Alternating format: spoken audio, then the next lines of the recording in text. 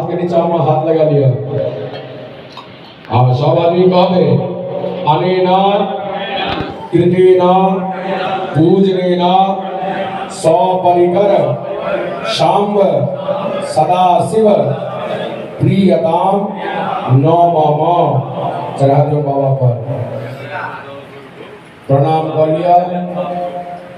नीचा में कनी जल खसा दियो लोटा में से, और वो जल का हाथ से स्पर्श कर शक्राय नमः इंद्राय नमः कहकर फलाहारी का व्यवस्था में चलिए।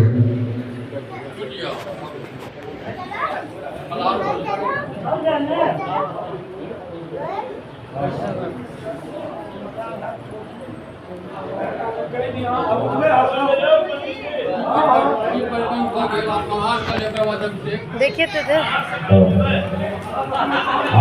अपन अपन आसन का प्रणाम क्या करो फिर